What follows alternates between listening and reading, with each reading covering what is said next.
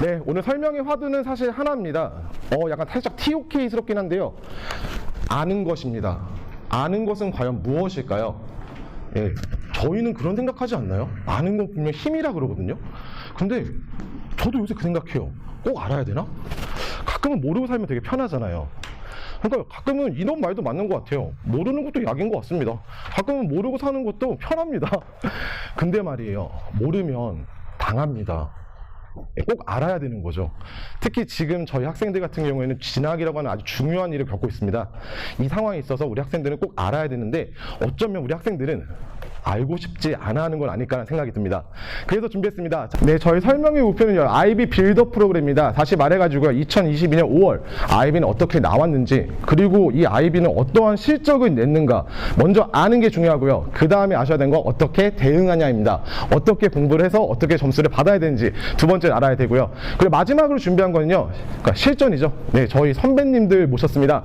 네, 명문대학교 고득점 받으신 선배님들과 인터뷰 간단하게 한번 해보도록 하겠습니다.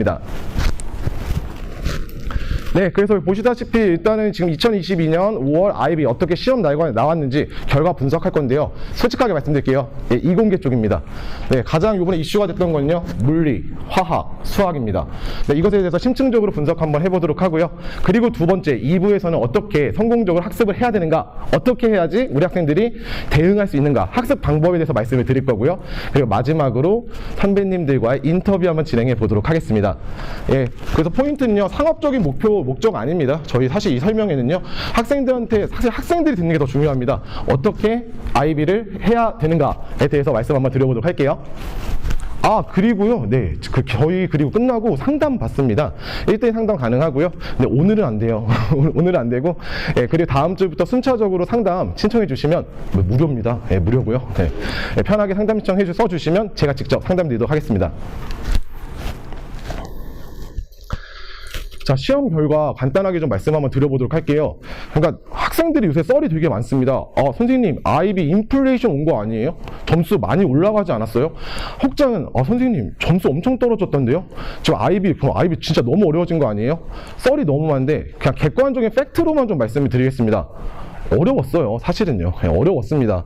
근데 어려웠는데 그 어려움의 정도가 상대적입니다. 절대적이지 않기 때문에 어떤 학생들은 진짜 무지하게 어려웠다 그러고요. 어떤 학생들은 할만했는데 라는 경우가 생기게 됩니다. 근데 근데 제가 분석해 보니까 이 원인은 하나더라고요. 결국에는 학생들이 느꼈을 때 이 코로나 시기를 무시할 수는 없을 것 같습니다. 이 코로나 시국에 있어가지고 학교에서 얼마만큼 대응을 해줬느냐, 아니면 대응을 못했느냐.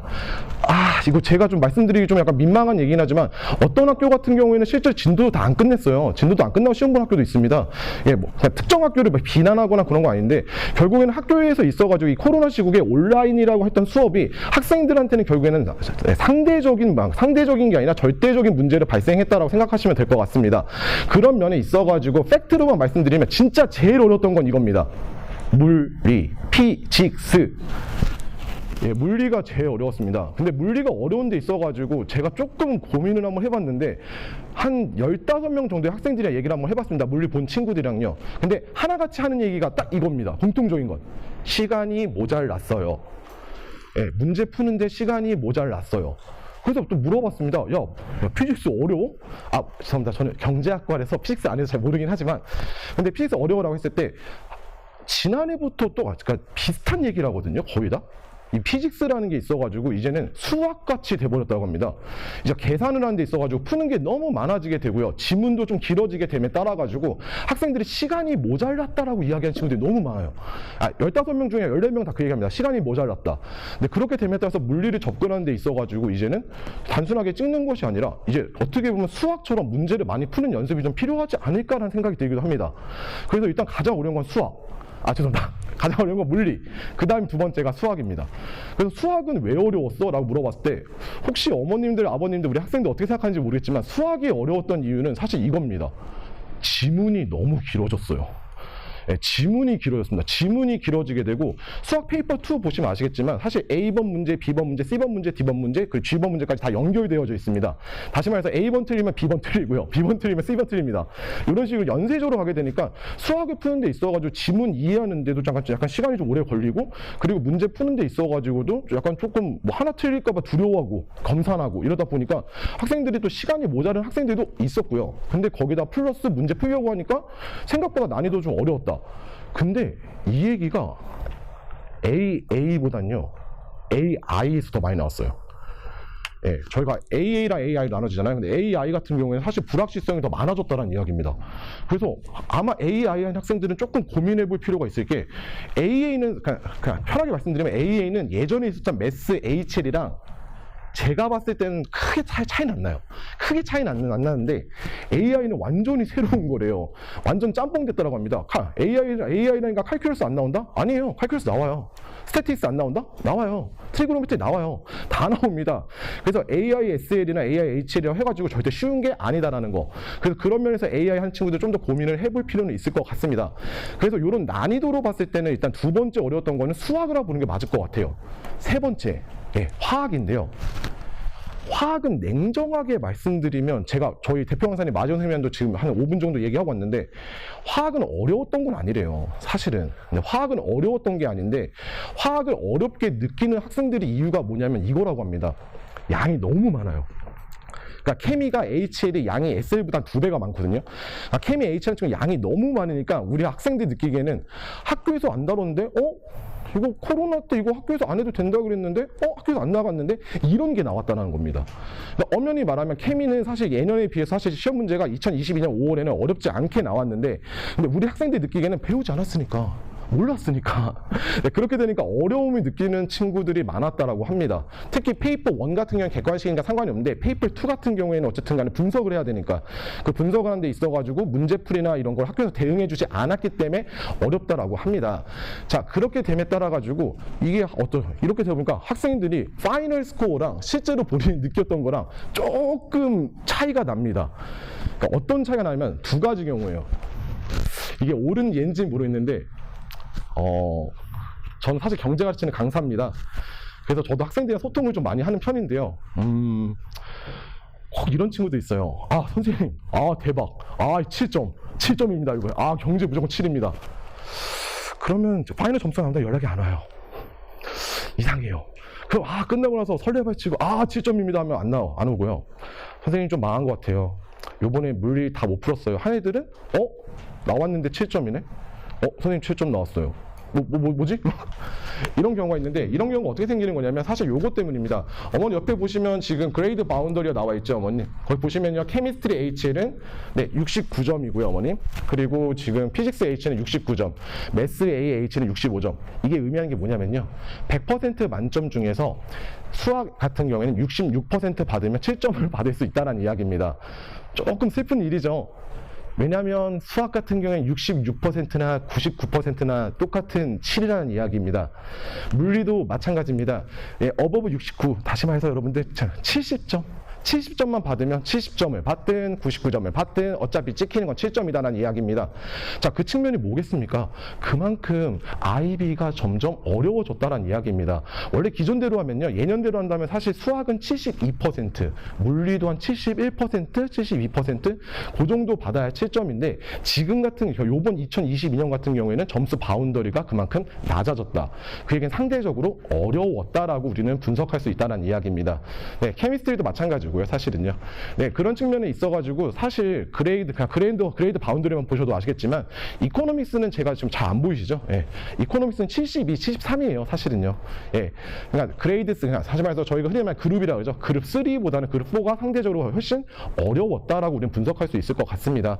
네, 그런 면에 있어가지고 분명히 그룹 4보다는 그룹 3가 상대적으로 쉬웠을 거라고 예상이 되는데, 이제 여기서 또 문제가 발생을 하죠. 하필이면 왜 제가 가르치는 이콘이 점점 7점 나오기가 좀씩 어려워지는지. 아니, 그러니까, 마지원 선생님이나 김학 선생님이 가르치는 사실 물리 같은 게 좀 더 어려워져야 되는데, 이코노믹스 같은 경우에, 그러니까 이코노믹스 같은 그룹 3가 상대적으로 오히려 점수 받기는 좀 더 어려워지는 현상이 발생되고 있다는 점. 네, 요런 점이 있어서 우리 학생들이랑 어머님들, 아버님들 고민하셔야 될 것 같은데요. 왜냐하면 조금 이따 뒤에서 말씀드리겠지만, 이제 결국에는 고득점을 받는다라는 거. 다시 말해서 좋은 대학교를 간다라는 거, 성공적인 진학을 한다라는 것은 이제는 옛날처럼 41점만 받으면 연대를 간다, 41점만 받으면 고대를 간다, 이런 시기는 이제 아니니까요. 네, 요 점에 대해서는 조금 이따 뒤에서 좀 다뤄보도록 하겠습니다. 자, 이슈는 총 5개가 있습니다. 첫 번째 이슈에 대해서는 2022년 5월 네, 시험에 대해서 분석을 한번 해봤고요. 두 번째, 지금 현재 어떤 현상이 발생한다? 양극화되는 현상이 발생을 하고 있다라는 겁니다. 빈부격차 같은 느낌이죠. 엄연히 말하면. 이게 좋은 단어인지 모르겠지만, 엄연히 봤을 때 점수를 받는 데 있어서 중위권, 32점에서 37점의 중위권 학생들이 사라지고 있습니다. 물론 있긴 있겠죠. 근데 매우 드물다라는 겁니다. 그 얘기는 그래서 아까 제가 서두에 일부러 복선을 깐 이유가 그겁니다. 결국에는 점수가 잘 나오는 학생들은 더 잘 나올 거고요. 점수가 안 나오는 학생들은 더 떨어지는 경향을 보여주고 있다는 겁니다. 네, 실제로 보시면요. 첫 번째 사례가 이거죠. 예상 점수에 비해서 파이널 스코어가 낮아지면서요. 30점대 중반 학생들이 정말로 사라지고 있습니다. 아마 주변에서 그 선배들한테 여쭤보셔도 될 거지만, 제가 봤을 때 이제 예전처럼 사실 IB 스태티스틱의 블레틴을 봤을 때는요. 38점 이상을 받으면 상위 20%가 맞아요. 41점 이상을 받으면 상위 5% 안에 들어간 학생들입니다. IB를 본 학생들은 1년에 총 17만 명에서 18만 명으로 형성되고 있고요. 그 중에 한국 국가에서 보는 한국인들이 시험 보는 학생들은 890에서 920명입니다. 네, 근데 너무 슬프게도 지금 IB 평균 점수는 예전이랑 크게 차이는 없어요. 조금 많이 오르긴 올랐죠. 31, 32인데, 근데 점수 받는 학생들은 정말 엄청나게 올라가거나 아니면 엄청나게 떨어진다는 얘기입니다. 이건 실제 사례인데요. 그냥 여기 오픈하겠습니다. 제가 아는 학생, 제가 가르쳤던 학생만 6명이 45점 만점을 받았습니다. 국가까지 말하기는 힘들긴 하지만 사실 실제로 저는 들은 거고요. 네, 그리고 제가 아는 학생들만 연락 오는 친구들은 43, 44입니다. 네, 이런 친구들이 이런 친구들이 훨씬 늘어났다는 이야기입니다. 그냥 전체적인 측면에서 봤을 때 저는 이렇게 생각합니다. 그렇기 때문에 점수가 잘 나온 친구들은 옛날에 41점 넘는다가 아니라 43점 이상 나온다는 얘기예요. 43, 44, 45에서 형성된다는 이야기입니다.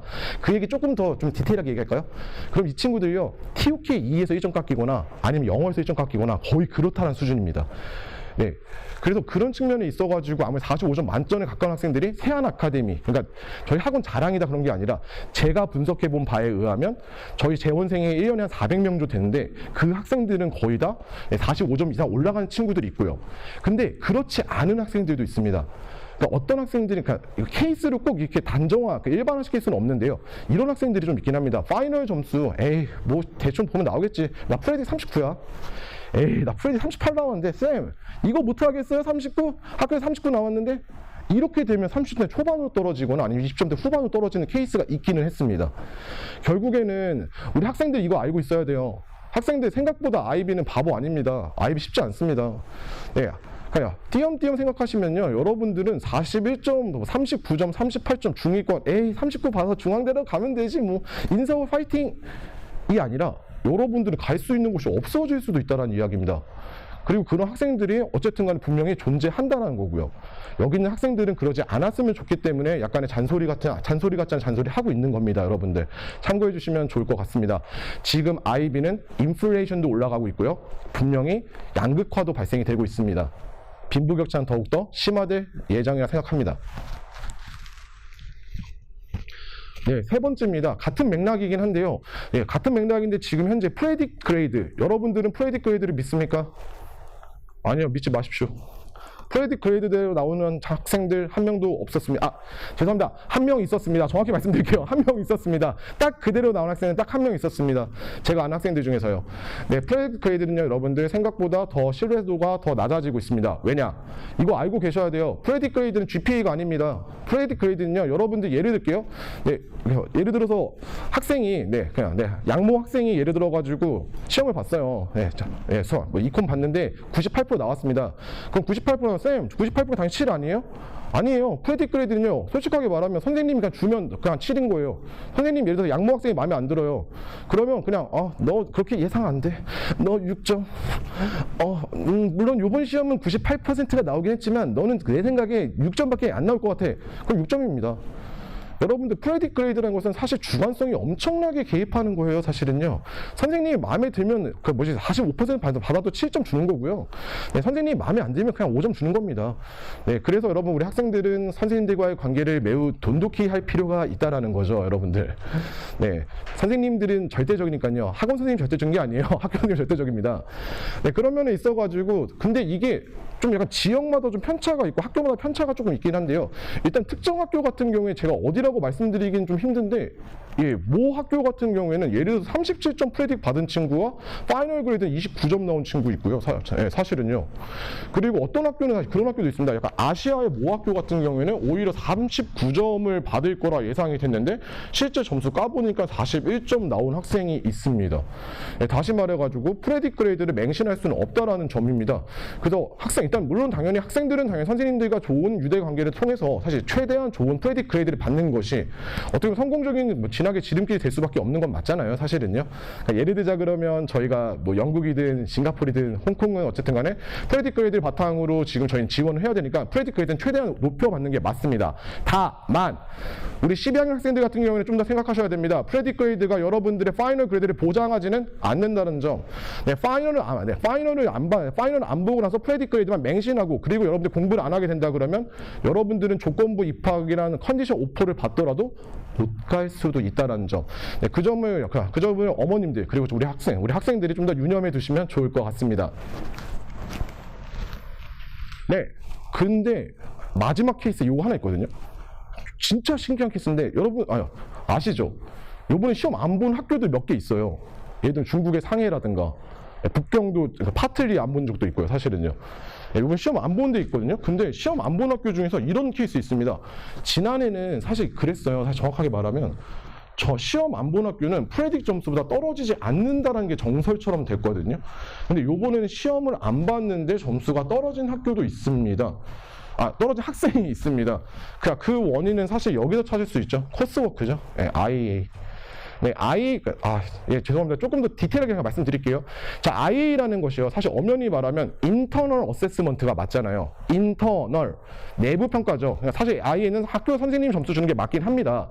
다만 근데 IA가 30%, 10명 중에 3명은 IB에서 피킹을 해가요. 예. 다시 말해서 IA 쓴 걸 IB에 제출을 하게 됩니다. 그리고 나서 그 IA가 잘 썼는지 안 썼는지를 IB가 평가를 하게 된다는 겁니다. 이렇게 됨에 따라 가지고 시험 안 본 학생들은 IA가 IB에서 평가가 됐겠죠. 그렇게 됨에 따라서 점수가 떨어질 수 있다는 점. 그래서 여러분들 IA 사실 귀찮죠. 예.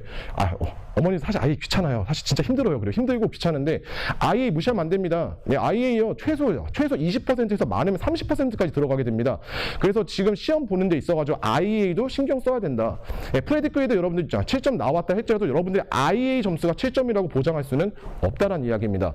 네, 그래서 핵심적인 거 정리해서 말씀드리는 이겁니다. 결국에는 꾸준하게 저희가 흔히 말하는 GPA라고 하죠. 꾸준한 GPA 내신 관리를 해야지만 우리 학생들이 성공적인 확실한 성공적인 지름길이 되지 않을까, 진학에 대한 지름길이 되지 않을까라고 생각이 됩니다.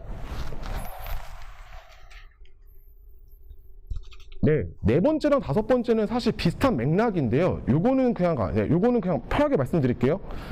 제가 저희 세한 IB 팀장님이잖아요. 네, 제가 1대1 상담을 어제까지 해보니까 93명을 했더라고요. 한 3주 동안. 네, 대상포진에 어린 줄 알았어요. 네, 근데 93명을 했는데 제가 사실 실례를 드리는 거예요. 93명 중에서 5명? 6명? 빼고는 다들 말씀하시는 진학 진로가 의대, 약대, 공대, 컴사, 수학과 이런 쪽입니다. 네, 다시 말해가지고 한 5명 정도? 93명 중에 5명 정도 제외하고는 거의 다 지금 제가 70%가 적어놓긴 제가 적어놨거든요. 근데 말이 70%지 이게 70%더 이상이라고 보는 게 맞을 것 같습니다. 네, 맞습니다. 지금 저희 재원생 기준을 봤을 때는 이공계 진학을 희망하는 학생들이 진짜 못해도 한 70% 이상, 제 생각에 그거 이상, 그 이상이지 않을까라고 생각이 됩니다. 다시 말해서 무슨 말이냐면요.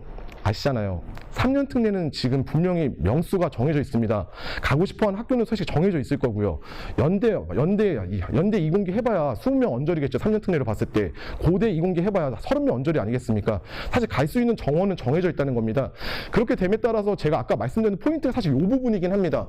3년 특례, 대부분 다 3년 특례실 거잖아요. 그리고 가고 싶은 데는 분명히 과가 정해져 있습니다. 공대, 의대, 약대, 컴싸 네, 이런 곳입니다. 그렇게 됨에 따라서 3년이나 12년도 이제 마찬가지긴 해요. 12특도 되게 많아졌거든요. 엄청나게.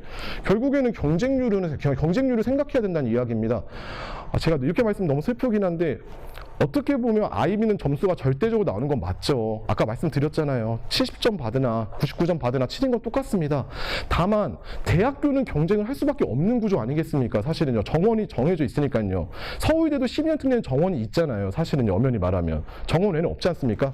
네, 그렇게 됨에 따라 가지고 우리 3년 특례나 12년 특례 지원하는 학생들이 한국에 있어가지고는 결국엔 비슷한 과에다 지원하는 것이 편향되어져 있다는 겁니다. 그것이 어떻게 보면 어머님들과 학생들이 유념해야 되는 거죠. 41점 갖다가 이제는 힘듭니다. 사실은요.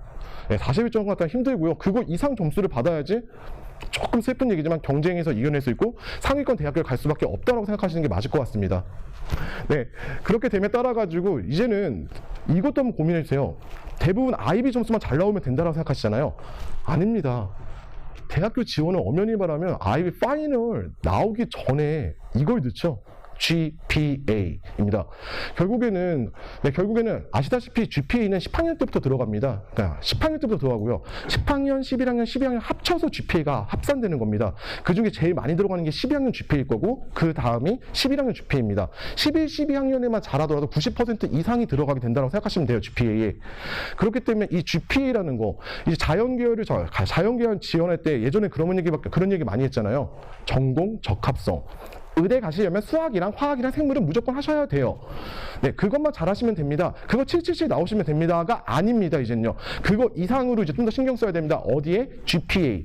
그리고 GPA를 신경 쓰고 그 GPA와 파이널 스코어를 같이 합쳐졌을 때, 그러니까 GPA가 흔히 말했을 때 저희의 내신이라고 한다면 파이널 스코어는 수능 점수가 되겠죠. 요 두 개가 같이 모두 높아져야지만 지원이 가능해집니다. 어디? 연대, 고대, 네, 서강대, 성균관대. 네, 요런 부분에 지원이 가능해진다는 겁니다. 예, 사진 찍으신 거 괜찮습니다. 예. 네, 보시다시피 연세대 보십시오. 연세대 이공계 지원자 문과는요. 문과는 지원율 5.45입니다. 지원자 167명인데 붙으려면 5.45 정도밖에 안 돼요. 작은 숫자는 아니지만요. 근데 이공계 보십시오. 연대. 네, 거의 12대 1입니다. 저 카투사 나왔는데요. 저 카투사 지원율이랑 비슷해요. 저 13대 1이었거든요. 네, 카투사 가는 거랑 비슷한 느낌입니다. 연대는요. 고대는 그나마 조금 떨어지긴 합니다. 왜냐하면 고대는 조금 더 많이 뽑거든요. 사실 연대보다는요. 네, 그렇게 됨에 따라서 고대도 마찬가지로 자연계는 7.3대 1. 오히려 서강대, 성균관대가 더 어렵죠. 사실은요, 엄연히 말하면요, 가기가. 네. 그래서 서강대, 성균관대도 14대 1, 11대 1. 다시 말해서 저희가 흔히 말하는 문과에 비해서 자연계는 더 지원해서 지원율이 훨씬 높다라는 점. 그래서 모든 걸 다 잘해야 됩니다. 특히 GPA가 기본적으로 베이스가 됐을 때 GPA 플러스 그리고 IB 점수까지 다 잘 받아야지 스카이 갈 수 있습니다.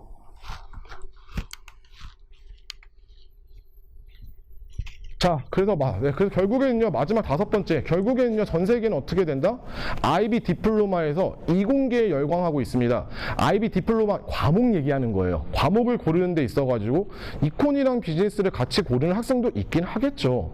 극히 드물죠. 하지만 화학이랑 생물을 같이 고르거나 그리고 화학이랑 물리를 고르는 학생들이 훨씬 많지 않겠냐라는 겁니다.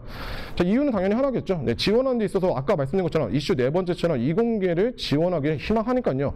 이공계 지원을 희망하게 됨에 따라서 결국에는요. 그러니까 쓱 보시면 되는데요. 이콘 H 같은 경우에는 이콘 H를 17,000명 정도가 이콘 H를 이수한다고 한다면요. 바이오랑 케미스트리는요. 한 3만 명 이상이 이수한다고 생각하시면 될 것 같아요. 그래도 이런 나 어디로 가야지?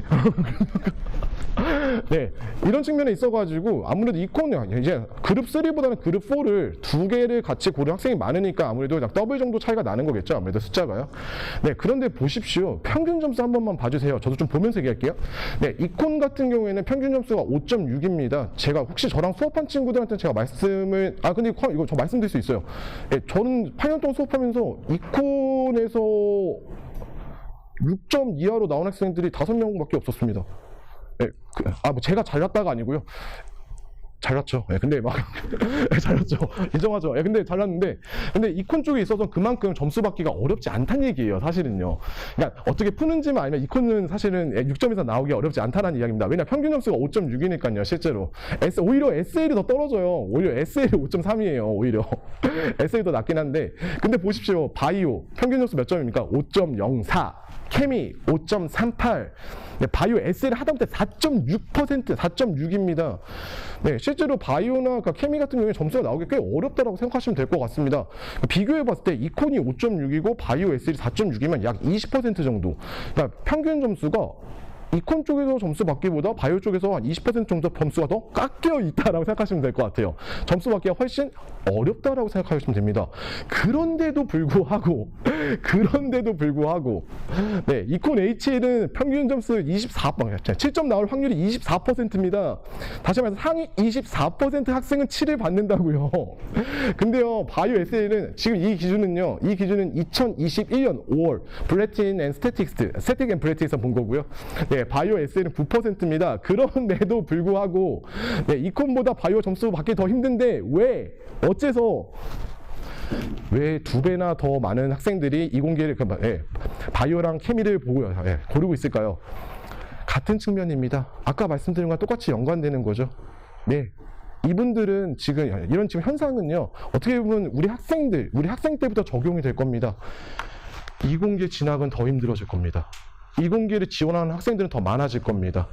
네, 이거는 비단 한국을 지원하는 거 외적으로도요. 뭐 싱가포르, 아니면 더 미국, 영국, 홍콩, 세계 명문대도 마찬가지일 겁니다. 네, 세계 명문대도 결국에는 모든 학생들이 어쨌든 이공계 쪽에 편향되는 지금 측면을 보여주고 있다고 생각하시면 돼요. 실제 예시 한번 들어볼까요? 저는 학교 영국에서 나왔는데요. 네. 영국 대학교 갈 때는 유카스라는 데가 있죠. 유카스라는 곳에 가면 엔트리가, 학교별로, 과별로 볼 수 있어요. 엔트리 리ኳ어먼트라 그러고요.